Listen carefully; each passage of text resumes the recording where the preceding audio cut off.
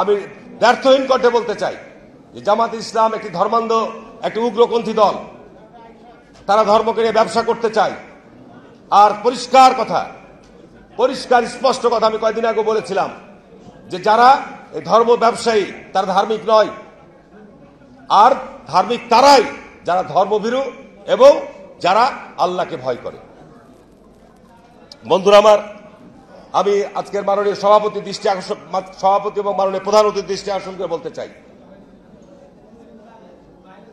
আমার এলাকায় বীরশ্রেষ্ঠ ক্যাপ্টেন মহিউদ্দিন জাহাঙ্গীর সাহেব শায়িত রয়েছেন।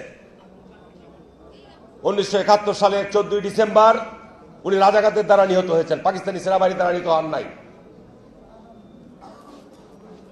শেখ মুজিব সাধারণ ক্ষমা ঘোষণা করেছিলেন, শেখ হাসিনা এসে বিচার শুরু করেছিলেন।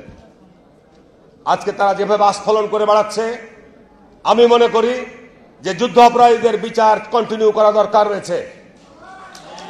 কারণ তারা এই কিছুক্ষণ আগে আমার বক্তা বলে গেলেন যে স্বাধীনতার উষা লগ্নে বহু পতিত মুক্তিযোদ্ধাকে তারা নির্মমভাবে হত্যা করেছে, এটা সঠিক।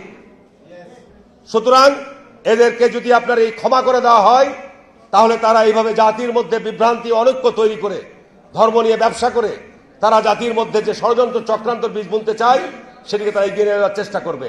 কিন্তু আমাদের মুক্তিযোদ্ধাদের এবং মুক্তিযুদ্ধের প্রজন্মদের যুগের পর যুগ আমি মনে করি তাদের রাজনৈতিক যে হিংসাত্মক কর্মকাণ্ড, শিক্ষাঙ্গনে তারা পায়ে রগ কাটে, শিক্ষাঙ্গনে তারা যে উশৃঙ্খলতা করে।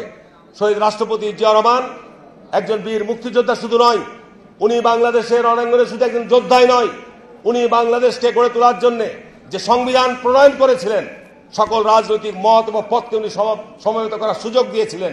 আজকে তাদের দোসররা বলে যে ৭২কে সংবিধানকে ফেলে দিতে হবে।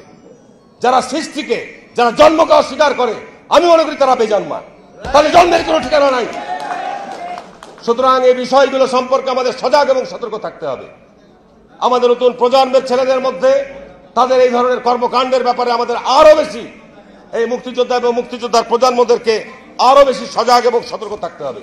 আপনারা নিশ্চয়ই লক্ষ্য করেছেন, এই কিছুদিন আগে এই 5ই আগস্টের পর হিন্দুদের সবচেয়ে বড় ধর্মীয় উৎসব দুর্গাপূজা অনুষ্ঠিত হয়েছে। সেখানে বহু জায়গায় আমি আজ জামাত ইসলামের সাথে যে কোনো ডিবেট করতে চাই, কত বড় তাদের আলেমরা রয়েছে, কোরআনের এবং হাদিসের কোন ব্যাখ্যায় রয়েছে যে আপনার পূজা মণ্ডপ পরিদর্শন করে গিয়ে আলেম ওলামাদের বেশ ধারণ করে সেখানে কি আপনি গীতা পাঠ করবেন? এই যে আপনাদের কোন ইসলামিক আইনের মধ্যে, ইসলামিক দর্শনের মধ্যে রয়েছেন, সূরা কাফিরুনের তাফসীরের মধ্যে ওই জায়গায় কোন একজন আলেম ওলামাদের দরবার মানুষের যাওয়া নিষিদ্ধ। তার কারণ জমিনের মধ্যে সবচাইতে বড় আপনার শিরকি পূজা হয় আপনার দুর্গা পূজা। সেখানে ওনারা যে আপনার ইসলামিক গজল গাইতে শুরু করছেন চিরাগে, কি ব্যবস্থা নিয়েছেন এই সমস্ত আলেমদের বিরুদ্ধে? এই সমস্ত আপনাদের তথাকথিত ভুয়া আলেমদের বিরুদ্ধে কি ব্যবস্থা গ্রহণ করেছেন? এরা এই সমস্ত কর্মকাণ্ড করে বাংলাদেশের মানুষের মধ্যে আজকে বিভ্রান্তি। যে সামনে আমরা বারবার বিএনপি বলছি যে আমাদের অতি দ্রুততম সময়ের মধ্যে নির্বাচন অনুষ্ঠিত হওয়া দরকার। দেশে একটা বিশৃঙ্খলা বিরাজ করছে, একটা স্থবিরতা বিরাজ করছে। এখানে বিএনপি ক্ষমতা আসবে না, কে ক্ষমতা আসবে? কে ক্ষমতা আসবে বাংলাদেশে যদি আজকে 6 সালে 7 সালে যদি অন 11 সরকার মধ্যে যে সুষ্ঠু নির্বাচন হতো, তখনও বিএনপি ক্ষমতা আসতো। বিএনপিকে ক্ষমতা আসতে না দেওয়ার জন্য জাতীয় আন্তর্জাতিক ষড়যন্ত্র রয়েছে। আমি মুক্তিযোদ্ধা ভাইদের অনুরোধ করব যে আমরা আছি, আপনারা নির্দেশনা দেন, নতুন প্রজন্ম, নতুন আমরা বাংলাদেশকে গড়ার জন্য নতুন দিক নির্দেশনা দেন। এই ষড়যন্ত্র দাঁত ভাঙা জবাব দেবো আমরা ইনশাল্লাহ। আমি আর বক্তব্য বাড়াবো না, আমি শুধু এটুকুই বলবো যে বাংলাদেশে এই কুলাঙ্গারদের, এই স্বাধীনতা বিরোধীদের স্থান বাংলাদেশের মাটিতে হবে না, হবে না, হবে না, হবে না। আমরা কোনো চক্রান্তকে বরদাস্ত করবো না ইনশাল্লাহ।